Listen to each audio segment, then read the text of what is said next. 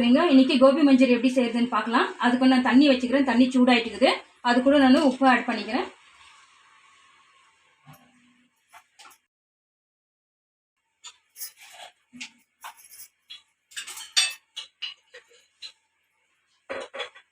அது கூட மஞ்சள் தூள் போட்டுக்கிறேன்.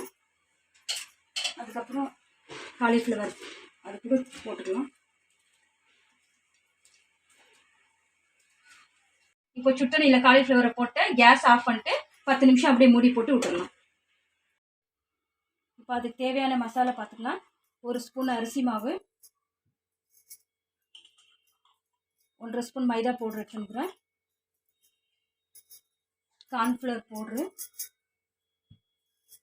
இஞ்சி பூண்டு பேஸ்ட்டு,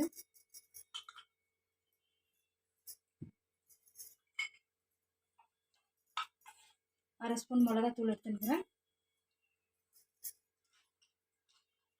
உப்பு. இப்போ 10 நிமிஷம் விட்டு காலிஃப்ளவர் எடுத்துக்கிறேன். இப்போ காலிஃப்ளவரை சுற்றி இதை எடுத்துகிட்டு இப்போ இதில் போட்டு நம்ம மிக்ஸ் பண்ணிக்கலாம்.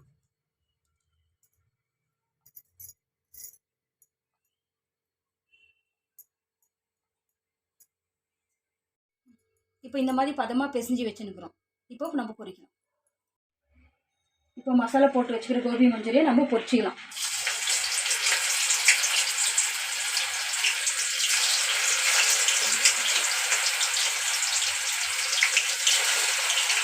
இந்த மாதிரி தான் பொரிச்சு எடுத்து வச்சுக்கணும்.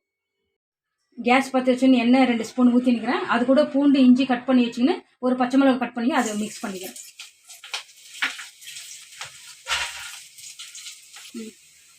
ஒரு வெங்காயம் கட் பண்ணி வச்சுக்கிறேன், அதையும் ஆட் பண்ணிக்கிறேன்.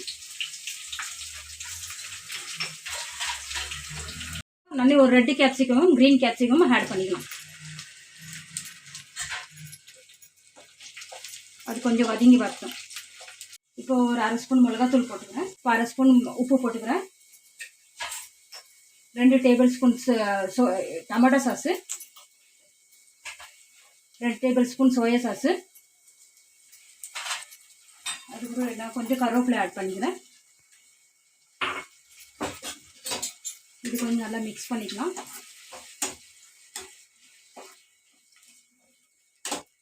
கார்ன்ஃப்ளவர் தண்ணியில் மிக்ஸ் பண்ணி வச்சுன்னு ஆட் பண்ணிக்கலாம்.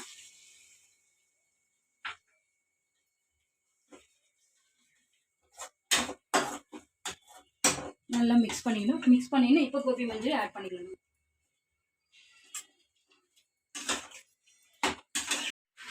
ஒரு 2 செகண்ட் வதங்க விடுங்க. டேஸ்டியான கோபி மஞ்சூரி ரெடி. ஹோட்டல் ஸ்டைலில் கோபி மஞ்சூரி ரெடி ஆகிட்டுக்குது. நீங்கள் வீட்டில் ஒரு தடவை ட்ரை பண்ணி பாருங்கள். உங்களுக்கு பிடிச்சிருந்தா லைக் பண்ணுங்கள், ஷேர் பண்ணுங்கள்.